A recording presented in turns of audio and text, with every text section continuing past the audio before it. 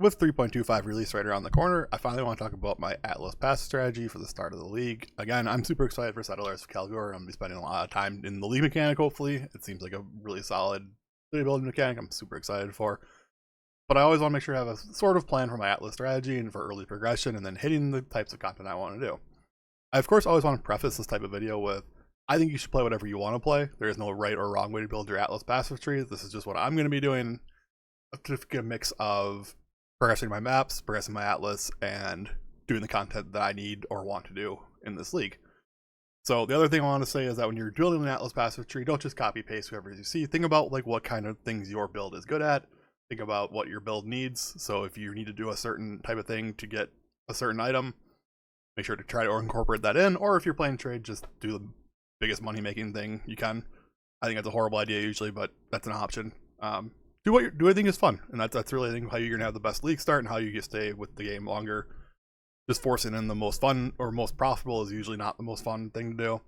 Maybe it is for you. It completely depends how you want to play the game. Anyways, I'm gonna jump into this. So if you kind of like this kind of content, we'll have a little bit more coming up before league start. We're getting pretty close, but make sure to click like, subscribe, comment down below what you think about the Atlas passive tree, and if there's any new nodes you're interested in trying out, because I think there are a few on here. We had a couple of removals like back to basics. Thank goodness. Thank you, GGG. And let's jump into it. So there are 4 nodes I click at the beginning of they're my first 4 clicks. It is this path right here.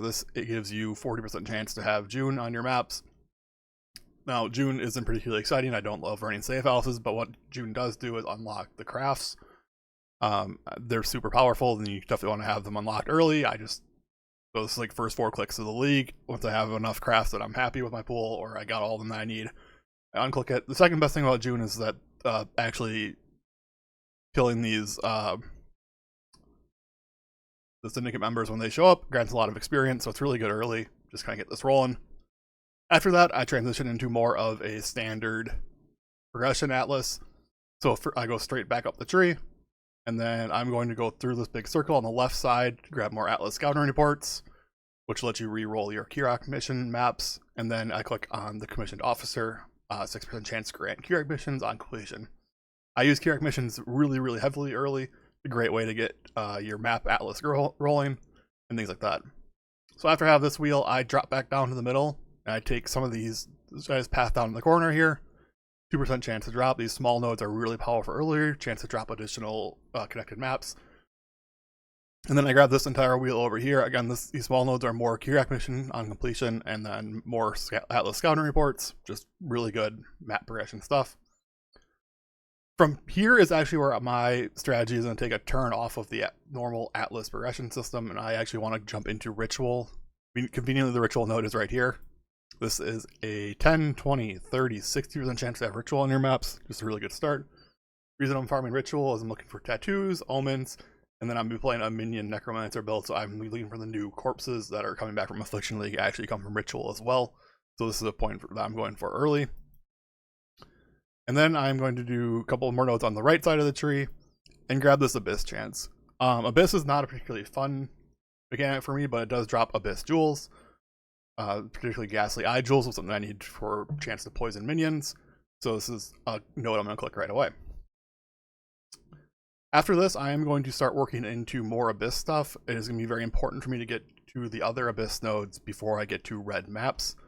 When you get to red maps, you actually can start getting into the Abyssal Depths, which is where all the Abyss uniques come from. So I'm going to be taking this path up here, go right side all the way around to these small nodes. These just give you more chance to get to the Abyssal Depths. I'm going to take them early just basically so I don't forget, but these do give you a ton more, but they're really only necessary once you get to red maps. After that, the only other Abyss node I'm interested in taking is this wheel up here. This is kind of like an RNG slot machine fiesta, but Abyssal Jewels have a chance to drop as corrupted and have 5 or 6 random mods. Normally Abyssal Jewels only have 4, so this can get you 5 or 6, possibly. Can't reroll them because they're corrupted, but it is kind of fun. So if I'm going to play Abyss, I'm at least going to make it a little bit fun for me. So other than that, I think Abyssal Depths is actually super fun when we get to red maps. It's also kind of like a slot machine killing the boss. In the Abyssal Depths, you can get some really powerful and really expensive uniques if you're playing Trade League. Alright, so after this, I have my Abyss set up, I have my Progression Atlas set up, hopefully. I'm going to jump over here. I'm going to grab this map node here. This is just some more map sustain stuff.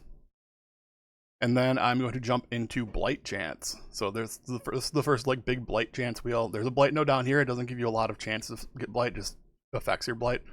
This is the big Blight node wheel. You get 12, 24, 36, 76% chance to have a Blight with this wheel. And then I'm also going to jump over here for some the Blight stuff. So Lucky Blight, Blight Chance to be openable again. This is a new reworked passive here that Blight chests have a chance to be 20% chance to be openable again, so it can be really fun. It's kind of like how the Strongbox stuff works, where they have a chance to be openable again. And then from here, I'm working up the left side of the tree, basically. I'm going to jump to the middle. Up here, I'm going to grab this Ritual node, just for reduced tribute cost. So grab that. Up here, I'm going to do left side here for deferred more chance sooner. And then right there, get more Ritual tribute, more Ritual chance. Very good stuff. And then I want to quickly start working towards the top of the tree. So I will be jumping here. Here's the Blight node. Seems pretty good. I'm actually not going to take the big node. This is a new reworked big node, so it gives you Blight chest in your mouth of 6% chance for blighted maps. Problem with this is also grants you Blight Reach. Blight Reach is a new mechanic in the game where actually you will get a chance for your regular maps found to drop as blighted maps instead. While I'm still doing progression, I actually don't want that many blighted maps. I still want my regular map pool. These little small nodes only affect your Blight chest, not the regular map pool of the game. So that's that. We're going to keep going here. We're going to take this Blight spawn new node. This is brand new. Blight bosses in your maps have 10% chance to add an additional reward chest, and one lane of Blight encounter maps is guarded only by Blight bosses. So this will be very fun. I think you'll need a pretty powerful build to actually accomplish this. This whole wheel is new. I'm going to try it out. And then lastly, I'm going to take this Ritual node. I'm going to go for the left side for chance for special rewards. I think special rewards will be the corpses. We'll see if that's true. And then this is probably the best Ritual node on the map. Ritual altars always have 4 Ritual altars. After that, I am going Destructive Play. As you can see, we're getting pretty up there. We only have 30 maps left to complete, or 30 points left to get. So we're going to go Destructive Play.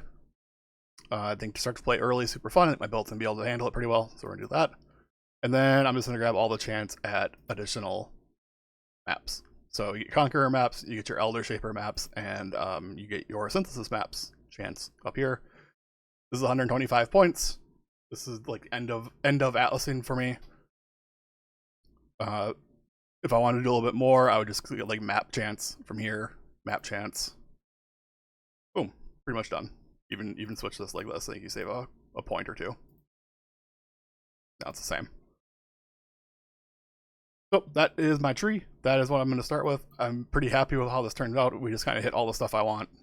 I get my Blight, I get my Ritual. It's not 100%, but it's close. I get my Blight, my Ritual, I get my Abyss chance, and I get my Destructive Play, and pretty juiced up. I think this will be a pretty solid league start setup for me. I cannot stress enough that I think it's important to do your own Atlas tree. This is just what I'm going to be doing. It fits my build well. It fits what I wanted to try to do early in the game well. Gets my character going through Atlas progression. Of course, with 3 Atlas trees, if you start with something, you can always switch it out easily. You don't have to use Orb Zone Making until you use up all your Atlas trees. So make sure to keep that in mind. Other than that, I'm going to quit the rambling and jump back to it. Actually, I already saw an upgrade. Boom. Boom. There, we saved 2 points. Alright, I'll wrap it up there. Let me know if you have any questions with the Atlas tree or what you're planning to do on League Start. I'm always interested in talking about Atlas trees. I think they are one of the most fun things in the game. Once you figure out your League Start, figuring out this stuff is just really fun to me. So, leave a comment down below, and I will catch you next time. See ya.